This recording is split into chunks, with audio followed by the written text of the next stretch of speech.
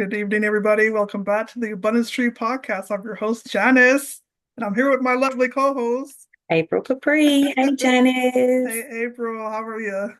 Doing well, doing well. Good. I just think these weeks are like they're so fast, but yet they're so long. It's like I haven't talked to you since a week, but I know things are so busy, huh? the days are definitely going by in a blur. We're already done with Halloween and going Yeah, to Thanksgiving and Christmas and Happy New Year, right? right, exactly. Life is life, and we're just going along with it. Life So, is life, and yeah, it's all good. But we have a cool guest tonight, so let's hear about him. yeah, we do. We have a business strategist and founder of Phantom Brands, where he builds high impact clothing brands for A-list athletes and companies. He started from the stockroom at Macy's and worked his way up through retail, corporate sales, and ultimately entrepreneurship. His business, Phantom, transformed his life, hitting 98K in a single month. Now a business and mindset coach, he helps others break through limiting beliefs and scale their business. Today, he shares his journey from the ground up and insights on brand building and entrepreneurship. We have Jared Jennings. All right. Very cool. Did I hear you say 98K in a night? I month. know I was about to say, did I hear you say 98K in a month? In a month. There he is. Hey, Jared. Hey, Hi, Jared. everybody. Hi, how are you? I'm well. I'm well. Thanks for having me on. Yeah, Thank thank you you for for coming on. coming. We were bragging about your 98K month. Not a bad Right? month. Not a bad month. Not bad at all. That's very Right. good. Yeah, so we want to know about your journey, wherever you want to start. Tell us Yeah. about you. Yeah, so I've done a lot of different things, and I started in the corporate world because when I went to college, I really had the intent of going the very straight and narrow route. It was going to be sales, it was going to be suit and tie, it was going to be 9 to 5, climb the corporate ladder. Like that was really the only way I knew how to make money and make a living. I didn't have any other inspirations in my environment that could show me other paths to creating a fulfilling life and doing other things. So that was where I went off to. And in college, I worked a lot of retail jobs. I wanted to find my way to a good retail position because then I could like kind of ease into a sales role. That was my mindset going into it. And then when I graduated with business management and sales, then I went the corporate route. I got my corporate job and everything was kind of on par. And everybody in like the sales community of my college was like, this is a great company, great training program, it's going to look great. So everybody around me, my environment was again pushing me down this route without me knowing any better. Right. And so I joined the company and pretty much right away I kind of realized this wasn't for me. I didn't like the big politics, I didn't like the bureaucracy, I Mm. didn't like the culture, I didn't like the favoritism, the micromanaging. It was like a revelation moment. Like, wow, this is the reality of so many people. It's like they have to work these jobs to survive. And I didn't like that. I didn't that wasn't something that I wanted to have my future be right off the gate. Um, and I was selling payroll and human resource in this really big company, doing outside sales. So I was in sales and at least I was in outside sales where I could leave the office and have a little bit of freedom, but at the same time, there was a lot I didn't like. So a lot I just didn't sign up for. And I would say my biggest inflection point came around COVID because when COVID hit, we went into inside sales, right? We were all quarantining and cold calling, businesses. I wasn't going out and meeting anybody anymore. And management really didn't know how to handle the situation. And the micromanaging got worse, the culture got worse. Like things really were not an ideal situation for me at all, or anybody for that matter. And there was a day I had a one-on-one with my manager at the time. And this was probably around April, May, right in the heat of COVID. And I remember I had done everything they asked of me in terms of KPIs, metrics. I was hitting my goals to a degree, but again, like things quota had to shift because of COVID, right? Because like there's obviously a big variable going on. And she ripped into me for like 30 minutes. I remember I remember just getting torn to pieces for not doing my job and XYZ and all these other things, while our leads are closing down and going bankrupt, and it was bad. And so I got off the call, and that was the moment I just said I'm done. That was like it wasn't even a debate, it wasn't even a consideration, it was a snap. Like the lights were off now. It was a clean break. And ever since that inflection point, which I'm, hindsight, I'm very glad it happened, because if I didn't have that uncomfortable pain, right? Like a lot of times people don't take action because they're too comfortable. So for that point, I am glad it happened, because it made me very uncomfortable. And from that point on, I knew I needed to start my own business, have my own autonomy, have my own freedom. And I started to look at models and things I could do and get creative on what I like and who I am as a person and how I'm going to, make this business. And I landed on clothing because I've always loved fashion. I've never seen it as a way to make money, but I've always been creative. I've always loved fashion. I remember designing my own baseball cleats when I was like 5 years old. So I've always kind of been into it in one way or another. So a year and a half later, I launched my first brand, and this was combining spirituality and streetwear. And we launched the brand in February of 2022. So that was my first launch, my first brand. And obviously, the first year, a lot of ups and downs, but we had some successes, a lot of successes as well. And that has now evolved into Phantom. I know this is quite the long story, but I'm coming to an end here. No, So this is great. Yeah. so my first brand in the first year, there was a lot of ups and downs, a lot of things I could talk about definitely that were very, very difficult. But I started Phantom, and for those that don't know yet, Phantom creates brands for public figures. And we also work with a lot of existing e-commerce brands. And the reason I created the offer and the service of Phantom is because as a brand owner, I realized that the most difficult aspect of getting my brand off the ground as somebody with no following, right? I'm not a celebrity or anything, is the exposure.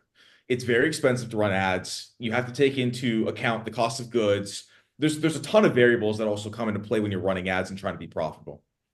And I built a lot of relationships in professional sports, music, entertainment, etc., because my brand was streetwear and they liked that type of clothes. And so I would gift them clothes and they would wear it. And so we had this sort of relationship. And I thought, well, they don't need a market because they already have an audience and they love clothes and they have resources, and this might be really cool for them. And so I contacted all the people I had relationships with, and that was how I was able to get Phantom off the ground and start my first done for you service, build brands for them, market for them, and do all the things that I'm doing now. Oh, it's That is amazing. absolutely brilliant. I Yeah, it love is. that. I did too. Thank So you you. mentioned earlier in the story that you were really, I'm sure that the conversation was very uncomfortable, the part where you had to snap and then you were gone. So, and you mentioned that, you might have been too comfortable, but that moment of being uncomfortable made you take action.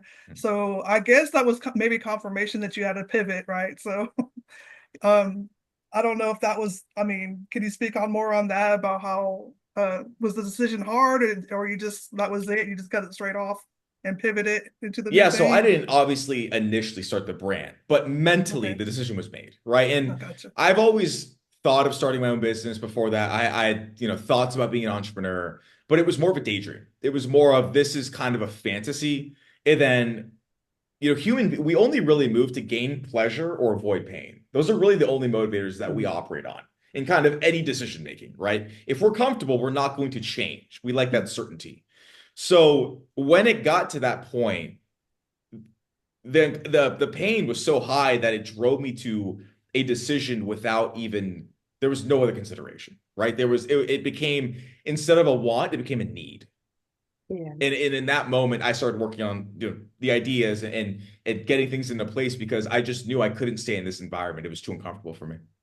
I totally understand and resonate with that so much. That's like beast mode for me when you're just like enough is enough and you just go Totally. like super hard in a different Totally. direction, like the total Yes. opposite direction. Yes, like everything you said is like you could be like the mascot for the show because I think we all seriously because Yeah. we all just try to do things the way we were told and the way we Right. thought, and you try to force yourself to like things that Mhm. may not sit well with your spirit or whatever. And I think you used what you had in the best way possible, and you found like a really nice niche to build your brand. Like that is so cool.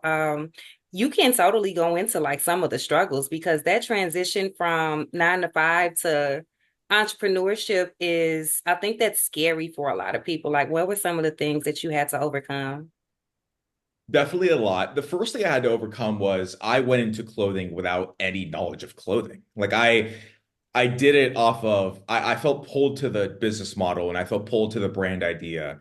And it meant a lot to me. So I committed to it and then worked backwards on figuring everything out. So I took graphic design courses. I hired mentors. Really I had to learn everything. I only knew how to sell, right? And now I'm a creative director and a CEO and a marketer and I'm running photo shoots and I'm hiring models and I'm editing things and I'm making websites. So I just worked backwards in as small as pieces as I could, so I wasn't getting overwhelmed and learning them as I went. So that was the first big hurdle is figuring out what the F am I doing because I don't know what I'm doing, right? And really learning that. Now, in terms of other really crazy things that happened, like within 3 weeks of me launching my brand, I wanted to run ads on Facebook. I wanted to get my brand off the ground quicker. And so, of course, I didn't have the skill set. So I hired somebody on Fiverr to go into the account and set it up for me through Meta. And they did what they were supposed to do. And then a week later, I was wiped off the internet because they went into my personal Facebook that was attached to my brand and were posting like exploitation of people in like the Middle East. And Meta wipes my personal account off, which was attached to my business. So all my business is completely down off the internet. In like, yeah. Oh my So yeah. God. Within What? 3 weeks of launching, that Gosh. happened. So there's the normal ups and downs, and then there's the things you go through where you're just like, why me? Like you're like, this is so crazy. It really tests you a lot. It tests you a lot. I've been on the brink of quitting, especially in the first year, many, many times. It's very difficult. Something that really helped me though, because I know you have a lot of people that are afraid of making that leap, is the perspective and how long things are going to take can really help your mindset and your mental health. Mm. And I am a very fast person. I move quick. I want this done. I've always been very type A. But where this got me in trouble early on is things naturally take time. And I can't compress years into weeks. Like, you know what I mean? No one can really do that, especially when you're coming from not having a big background. You don't really have that knowledge. So what I would implore people to do if they're afraid of taking the leap, if they're afraid of, doing certain things when it comes to leaving their 9 to 5, is probably double your timeline of how long you expect the business to get up and running. Like, just be comfortable with that. If you have savings, that's great. And you're skilled and you can get another job, take the leap, take a calculated risk because you need to incur risk. That's inevitable, right? Take a calculated risk, but give yourself more time than you think it will take to get it up and running. You can start immediately, but until you're at, whatever number you want to be at per month, let's say like 20,000 is like your goal, your dream, just give yourself more time because there's going to be things that come up, especially if it's your first business. Oh, well, some gems right there that you just dropped. That's true. And people get so Very discouraged true. because everyone wants it now, Totally. yeah, Yeah. or they think it's going to be overnight. It really isn't. You got to do the work and you got to be a hustler like you. So, You have to. um, you mentioned that I guess you said you met some people. Were they like well-known people or just or people like in the sports industry and things that you gifted your products to for them to model? Did that help get you on the map? Or the reason I asked is the thing that reminded me of is I heard the guy that I don't remember his name, but he's on Shark Tank. I think he did the FUBU brand, and he had LL Yes. Cool J wear his T-shirt. And so I don't know if that's similar what you're doing. That's what it reminded me of when you talked about it earlier. Is that Yeah, kind of what super you did too? similar. Yeah. So I would DM and literally just cold outreach like everybody. Again, that's my one skill. I know how to sell. Yeah. I'm Yeah. coming from sales, so I put it to work, and I knew that they had the audience that was also my audience, right? And when you're reaching out to people that you want to represent your brand and they have a big audience, make sure the audience is aligned. I think that's another thing that's really important. So I knew that like these athletes, the people that follow the athlete also would like streetwear, and so I reached out to all of them, reality stars, musicians. Again, I was very, very flexible in the beginning. Like but please, anybody wear my clothes. Because we're nothing, right? When you're starting at zero. And I remember, just to give you an idea of how long things take, it took me like 2 months of consistently outreaching every single day to get like one reality star. So things take time, right? And then it snowballed because they're not very inclined to wear something or use a product that nobody at their level is using typically, right? You need to break through somehow, and then they'll be more open to the idea when they see other people kind of on their level. So I kind of started reality, and then I met a lot of really cool stylists that put me on, and then NBA, NFL, MLB, musicians, DJs, etc. It just kind of expanded from there. That's so cool. I love how you used what you had and worked with it and just built on that, like your skills, the people that you know, because people like there's a saying that says it's not what you know, it's who you know. And your circle is so important, especially like when you go from a corporate setting to entrepreneur. You can't have like people that are going to distract from what you're trying to do or not motivate you or don't have anything value to offer. Like, can you speak on like how important it is to have a good circle around you? Yeah, environment's very important. And it's very normal to go through a period of isolation when you're making this leap. And it's going to be really uncomfortable. Like I'm assuming that's the majority of your audience. And here's the reality of the situation, right? If you're working a 9 to 5, you need to find time somewhere in your schedule for your business. It's human nature. We need time to make something of it, right? And so when you're finding the areas in your schedule to take time from to allocate towards your business, certain things are going to go. I don't suggest sacrificing your health, though. I think that's a huge priority. But, Sunday beers, it's got to go. Or like going out and waking up hungover, it's got to go, right? And you're probably going to isolate yourself and leave a lot of people that are normally like, hey, man, like, why aren't you coming out anymore? Like, you have to remove yourself because it's not encouraging you or supporting you where you want to go. And it's better to be isolated and watch content of people that have done it and be influenced that way than be around people that think too small, because it really influences you a lot more so subconsciously and you're not even aware of it. So that's at least what happened in my steps, and I think that's very normal when you're making the leap as well. Awesome. So I Awesome. know the way I think, I've had different business ventures I'm trying and still working on and stuff. I always kind of see the end goal. I don't know if that's what you do. Do you visualize what it could be like the end product or the end where you want to get? And then I kind of figure out how to get there. But I always see the end in mind. And I don't know if that's how you see it too. Because I think you kind of mentioned earlier that you kind of went backwards and then you learned how to do the marketing and things of that nature. Can you talk about that? Is that how you think as well? Yeah, typically. So there's probably I could probably split this answer the question to two answers. Answer one is when I'm visualizing and I'm seeing my life on a really broad scale, I won't I won't go into the weeds on the how. And the reason I don't do this is because oftentimes, like let's say you're visualizing this life that you want to live, and you're wanting to manifest or use your subconscious mind to get there. If you worry about the how too much, it's almost a fear response, right? Because where manifestation and all this comes into play is you really want to embody that you already have it, like in the present tense. I'm sure you both have maybe kind of read about that or heard about that, right? And if we're trying to do that, but we're also saying, well, how do I get there? You're obviously coming from a place of lack. Like you're like, if you had it, you wouldn't be asking how, right? So that's kind of like the more spiritual side of that. Now, on the more literal answer that I would give, I do really like to work backwards when it comes to tactical things, right? Like when I didn't know how to create the brand, I listed out the steps and then I went one by one and attacked them. And when you're solving problems, there's always a macro and a micro problem. Like, let's say the macro problem is I needed to launch a brand. But the micro problem is, well, I don't know how to design anything. I definitely need designs. So solutions for the micro would be learn, outsource, etc. And then once I solve like the micro problems in the macro, everything takes care of itself.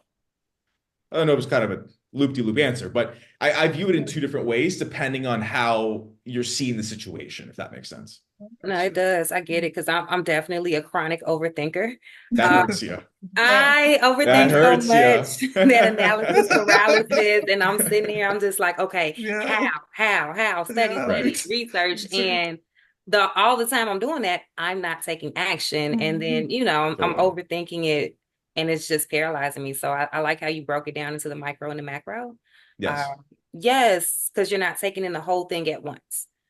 You can, right? And I coach a lot of entrepreneurs, so this is a common theme where they come to me and they lack a lot of clarity. They Mhm. don't know how to take the steps. Like there's too many steps in front of them. So Right. they're paralyzed, like you said, right? And so breaking things down one by one in really bite-sized pieces gives you the clarity and the confidence to say, okay, I can't do this. Because if I give somebody too much homework, they might shut down because it's too much, right? Like we need to just work like one thing at a time and you get there eventually. But yeah, that's a very common problem. So true. So how did you shift gears from designing clothing and doing like a done for you brand for, people who wanted to build a brand but didn't have the background to coaching people into starting their own business? So I still do Phantom, which is the brand stuff. Coaching is just complementing it at the moment. Got it. So after I got Phantom up and running and I was building brands, something inclined me to start a personal brand for some reason. Something was like you need to create content, put yourself out there. I've never done that before, but something I don't know, something just inclined me to do it. And as soon as I started, telling my story, what I've done, as much value as I know how to give, right? Being new to content. I had people coming, and reaching out to me, asking to work with me, liking my content. And so I created the coaching just out of demand, really. Like I just created it because I was like, oh, people want to do this. Like I'll offer it. I like helping people. And because I put myself out there and because I created content, this sort of fell into my lap. And now it's more of a legitimate business, of course. It's everything structured. But yeah, I love coaching. I love helping people. It's a great feeling. Awesome. So did you just you like learn this on your own, or did you have a mentor, or you just kind of fell off and then just used your background and then just created everything on your own? Did you I do figure it have a out? yeah. Okay. I've invested into multiple courses, multiple mentors Okay. on the marketing side. I invested into a program that was just a clothing brand side years ago. I Mhm. now have a mentor for just coaching. So what I've realized is when I was going at my slowest, like when I was stagnant or almost going backwards, I didn't have somebody that had done it before advising me on what to do, right? It's like somebody wanting to become a professional athlete with no trainer. Like that's just that, like nobody would do that, right? That's kind of unthinkable. But when it comes to entrepreneurship, a lot of people say, well, I'll just figure it out. But here's the problem though, is sure, like in the short term, you quote unquote save your money. That could be an argument, right? But there's other variables and consequences that also come with that, right? You're going to be spending your time. And you're not just going to spend your time, you're going to be spinning your wheels. Like it's not time well spent. You're not at Disneyland. You're like ripping your hair out. Yeah. You're at home. It really affects your psyche, your momentum. Mhm. Because if you were to pay for the answers and to be on a fast track versus saving your money, it's gonna like the cost is gonna be seem so insignificant compared to you sitting in your room by yourself, having no idea what you're doing, losing your mind, and getting more and more negative. Like it can almost spiral you out of the whole process together. So what took me way too long to learn, but I'm glad I learned it now, is I will always invest my money because I can get that back versus my time, which I can never get back. And I see multiple different angles to why I would want to do that. And I think, in my opinion, it just makes the most sense to go to someone that's done it, tell them, like, have them tell you what to do, and just follow what they say. Because they clearly know more than us or more than me in this example. So, Yeah, that I think yeah. that's smart, learn from Yes. other people. What is the most common, like from your mentees? Like what is the Yes. most common trend that you see? Like what is the biggest like hurdle for people, and I'm not sure like are most of your mentees in like the fashion industry or is there like a specific demographic that you cater to or is it just entrepreneurs in general? It's pretty vague, or not vague, but broad, Okay. because I know ecom from my first brand, and then Phantom is a service-based business. So I help people in ecom, people in service-based, a little everybody. Got Yeah. it. But in terms of the biggest problem that I see, it's all mindset. It's all Mm, mindset. Like everybody's their own worst enemy. Everybody. 80% of success, I really believe this is internal. So not only do I work with them on the business side, but I also work with them on the personal development side, the mindset side, the limiting belief side, the habit side, the self-talk side, because that is running the show. The 20%, the external stuff is of course important and you want the right strategies, but the 80% is running the damn show. So we got to get that right before we can get anything else right. that I is could so relate to true. that. It is because I Yep. relate well to that because Uh, my limiting beliefs over the years when I was in my younger years, and I'm just now kind of getting into my confidence and stepping out on faith more, and really taking care of myself, and uh just knowing that I can do things. It is crazy to how your mind Mhm. you could just talk yourself out of certain things, and then you end up regretting it later. But that's so Definitely. powerful. That's most of it. I agree with you there. And I don't think that it's touched on enough. I don't think that it's Yeah, talked to us or really shared. Like we hold in a lot of stuff we don't want to share. We think we're the only ones that feel this way yeah, and we'll just deal with it and figure it out by ourselves. And we don't really seek help or guidance. So I really think that mindset is important. It's something I struggle with too. Like, do you have any words of advice for mindset for people that are trying to get in a better mental space?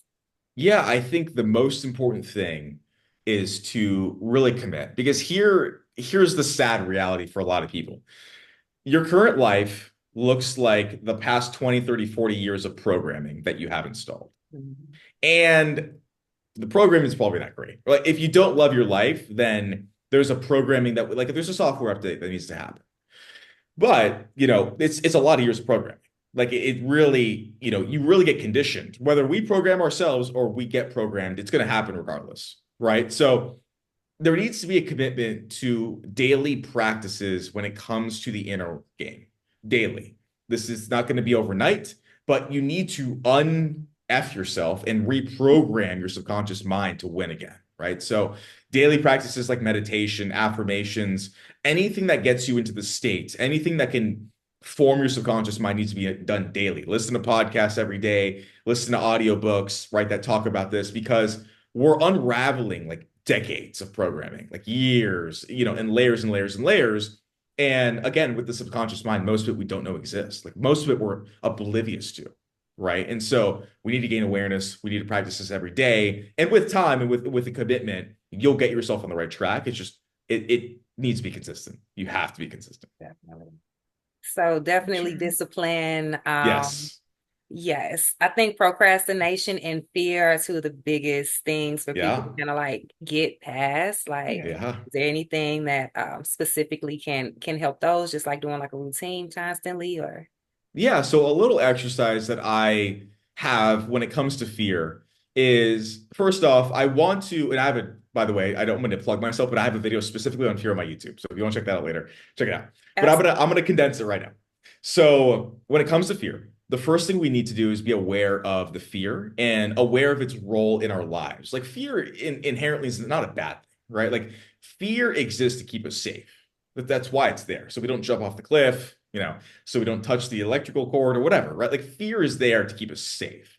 So I think if we look at fear in a negative light, it actually hurts us. So first off, right, have awareness of what it is. It's not a good or bad, it's just there to keep us safe. The second thing we want to do is we need to understand that fear is really comfortable where we are, right? Back to the comfort zone thing. And it's really afraid of change. Doesn't like that. Because when there's change, anything could happen and this could happen, right? We've all heard that voice in our head where, God, right? So when we want to make a change in our lives, when we want to start a business, when we want to take a risk, when we want to do anything that is outside of our comfort zone, fear is going to pop up. But if we can have an honest dialogue, as weird as it sounds, with the fear in our subconscious mind and direct it to step aside, get in the back seat, right? Like we're going ahead regardless of fear and have that sort of relationship with fear, then it'll get out of our way naturally. But most people are swallowed by fear. Like most people don't have that ability to say, I know fear is coming up, but look how great it looks on the other side of this. Like we're going to move forward regardless. Like I know you'll be there, but like we're going to move forward. Most people just get swallowed, right? They get the fear, they get paralyzed, and the fear controls them. Where in this relationship, we're controlling the fear. I think that would be the biggest distinction in how to properly view fear and not let it stop you, if that makes sense. So It does. powerful. I like how you That's made fear like its own entity. Totally. Yeah, yeah, Totally. you could control it. Yeah, there was moments where I had to really tell myself, you are going to do this. And I was petrified doing stuff, I mean, The petrified roller is like, coaster. I'm telling Yeah. you, that's the right word. I was petrified, but I Yeah. told myself, you've got to do it and you're going to do it. And I just some of the things I did, and I it was great that I did, and I'm glad that I conquered that, and I'm continuing to improve with that. So that's so Yeah, they say awesome. do it scared. Do it, yeah, yeah, absolutely, Do it absolutely, scared. So totally talk about your YouTube. What is yeah. how's your experience like on YouTube, and like what is your channel about? My channel's all business, personal development. So I talk about, best practices to grow your business. I also talk about how to use your subconscious mind, how to, like that video, how to overcome fear, how I manifested this, how to, act as if, all of these things that will help you really create and shape your reality. I go into depth on. I bring out the whiteboard, I get into it. So yeah, all personal development, all mindset, and all business is on my YouTube. Oh, very cool. Did you So have like a well, for me personally, I'm not like a social media person, so I never like posted. So even doing this, it was kind of like it was a step for me. Did you have any like nervousness about starting a YouTube channel and just, I guess, being public? Maybe not so much for you being in sales, you're around people a lot, but the internet is a different beast sometimes. Yeah, I definitely did when it came to my Instagram because on YouTube, right, like it's just random people. Or Yeah. on X, it's like random people. But when I branded my Instagram, that was definitely a big moment because it's everybody I kind of grew up with now seeing all these different sides of me and seeing me talk all the time. I agree, it's a very vulnerable and weird feeling. And I've dealt with fear in the past, so I made the decision as simple as possible. I was like, either I do this, and then I'm on my way to getting my outcome that I want, or I don't, I never get it. So when it comes to when you make a decision that simple, fear of judgment goes out the window. It comes up, once in a while, but I try to make when I'm feeling off or when I'm feeling weird about doing something like the Instagram thing, simple as possible. Either I do X and then I can get Y, or I do Z and I get zero. Mm. Right? Like if I can make it as simple as possible to make a decision that's best for me, I'm going to be in a good space. there you Yeah, go. you super simplified that because Yeah. we spend a lot of time in the gray, like, well, if I do this and doing all like Then we talk about estimates A, and B, C, and D, Yeah. carry the one, if I go, it's just crazy. Yeah, so Yeah, it's like either or with you. right. That's how I try to make it. I've noticed as my years of decision making have gone up with owning businesses, because again, when you're a 9 to 5, you get told what to do, right? And so the making decisions was very new to me, and I had to learn actually how to make decisions because I wasn't used to it. And as time goes on, I know that speed's very important. Like the speed of action is very important. Like the sooner I can take action, the sooner I can assess things, the sooner I can get my momentum up, etc. And one way I remove friction to move quicker is to make more simplistic decisions. Like no matter how complex, I want to break it down to 2 or 3 options, clear outcomes, and then just pick. Like and I give myself a lot less time than I probably quote unquote should to make decisions. Because I don't know if you guys know of that law, but you do anything basically in the amount of time you give yourself. Right. Like if you give yourself an hour to fold your clothes versus 10 minutes, you'll do it in 10 minutes. Right. So I know that law really works. And so with decisions, I'll give myself an X amount of time. Here's what I'm evaluating, and I'll just simply make a decision. And I'd rather be wrong taking action because I can see that I was wrong versus inaction where I have no idea if I was going to be right or wrong. Like that would suck more than me being wrong by action. So those beliefs really do help me make very, very clear decisions. I love it. Drop the fire in the chat, y'all. I'll tell you, that's some Right. gems. I want to know about this 98K day. You could describe what happened there. What happened with that day? A lot of big contracts came through. My done for you service is high ticket, so Okay. it's 5 figures. And the nice thing about that is lower volume, of course, right? So I only need a couple of those to kind of hit that. But nonetheless, it was a great month where a lot of pipeline really just started to come through. It was a couple months of pipeline that Awesome. just was like starting to click and starting to hit. And that was, yeah, I think it was like four or five deals. But again, when you're a higher ticket, it works out like that, which is The only nice. needs. Yeah, that is nice. Nice. Congratulations on Quality that. over Yeah, quantity. there you Can go. you speak on I guess that makes me curious about developing a high ticket, product. Mhm. A lot of people have like ebooks, they're $7 and you want to sell like a million of those, of course, but Right. developing like how much more energy and effort goes into developing a high ticket product for people? I think it would depend. For me specifically, pretty significant.